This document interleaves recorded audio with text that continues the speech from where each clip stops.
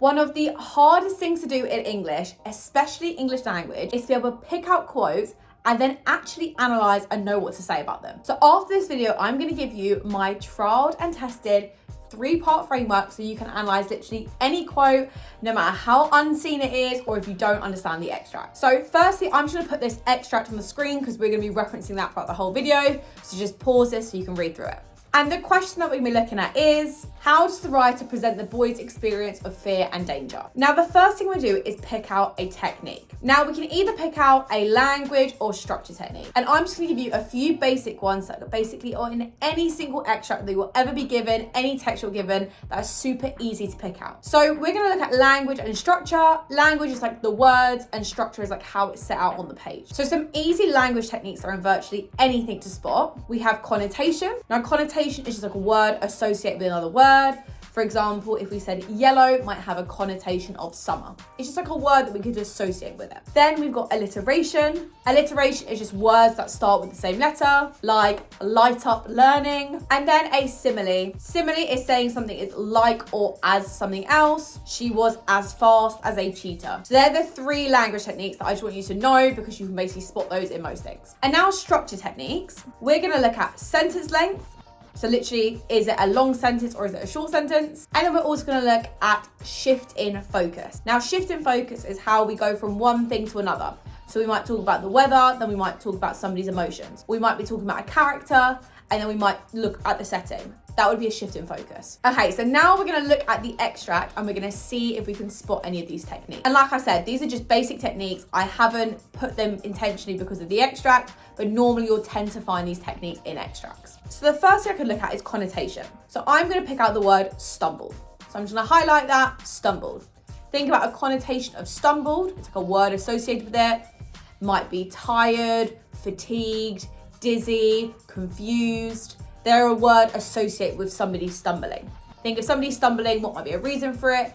That could kind of be how we link connotation. And now I'm going to look at alliteration. So we can see stretch and shifted. That is alliteration because of the S and the S. And then I'm going to look for a simile. And there is pressing down like a lid. The like is a simile. And now let's go on to our structure. So remember, for structure, I'm going to be looking at sentence length and shift in focus. So when we're looking at sentence length, it's always easy if you can pick out like a short sentence or picking out longer sentences as well. I'm just going to pick out a short sentence, and that is, he couldn't see a way out. I'm just going to highlight that so I know I've got a short sentence. And then lastly, shift in focus. So I'm going to look, are there any sentences where there's focus on one thing and then it changes to focusing on another thing? So we can see that the first sentence is talking about the narrow path, and then the second sentence shifts our focus on the weather. So that's a shift in focus from the boy and his actions to the weather. Okay, now I've done my first bit. I've picked out a technique. The second thing we want to do is our what. So this is when we're thinking about, what does the technique do? Literally, what is the point of me even commenting on this technique? What is the effect of it? And just so you know, there's not one effect of each technique. There can be multiple, and then you just choose which one fits best. So for example, alliteration, the effect of it could be that it emphasizes something. Or another effect of it could be because it creates some kind of rhythm or builds tension. So then thinking, if I'm commenting on alliteration, which I'm going to show you how to do afterwards, I'm going to think, okay, which effect links best to what I'm going to say. For a simile, for example, it creates a clear image. For example, if you're comparing somebody to be running as fast as a cheetah, it creates a clear image on how quick they really are. Or it could also produce emotion or heighten a specific mood. So again, the comparison is something that the reader will probably understand, and it will allow them to understand fully what's going on, or the mood or the tension at the time. And then if we're looking at short sentences, for example, this could make something quite quick pace, so it seems quite quick. Or this could emphasize something because it's drawing our attention to this one specific idea within the sentence. And then shift in focus, it kind of guides the reader's attention, controlling at the pace and building suspense. Because think, it directs us from one thing to another. We're focusing on the path, and then we're focusing on the weather. And it also can create contrast. So it can highlight like shifts in mood or differences with characters or like the setting. So far we've gone through technique and what. So technique, we've got to state a language or structure technique. And for what, we've got to state what the effect of the technique is. Now, the third thing we've got to do is how. So we've got technique, what, and how. Now, the how is how this technique kind of impacts our understanding. So words to help you use this to the how bit is like shows, illuminates, highlights. Any of those words can help you do the how part. So let's kind of like put it all together. So I'm going to show you my technique, what and how. So the alliteration on stretch and shifted.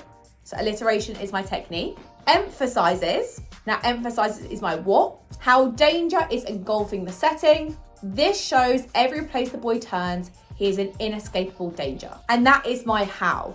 I've explained how the technique has added to my understanding, and I've used the word shows and explained what it shows. Okay, so now we've done technique, what and how, and the final bit is why. Now this is what most students never do. They tend to do the technique, what, how, mostly. Sometimes the how, not so great. But the why is what every student always forgets, and it is the most important thing to do in your analysis for either literature or language. So why is you really giving more of a reason? So assume that the examiner is an idiot and they know absolutely nothing. So you must explain exactly what you mean and give more of the reasoning behind what you said from before. Okay, let's mash it all together. Alliteration on stretched and shifted emphasizes how danger is engulfing the setting. This shows every place the boy turns, he's in inescapable danger. And before I go into it, here are 3 different words you can use to help you explain why. As, because, or thus. So I'm going to choose thus. Thus, it seems as if the setting is out to menacingly ruin and destroy the boy, heightening a tense and fearful atmosphere. So you can see I've just further explained my point. I've spoken about it being this inescapable danger, which links back to the word from the question, but then I've actually just explained it a bit further. I've stretched out my reasoning and assuming the examiner's an idiot and overly explaining what I mean. So what you want to do, guys, is a technique, what, how, why, and that will literally help you analyze anything. So if you did like this, make sure you subscribe to the channel. And what I'm gonna do is I'm gonna link another video here to help you for your revision.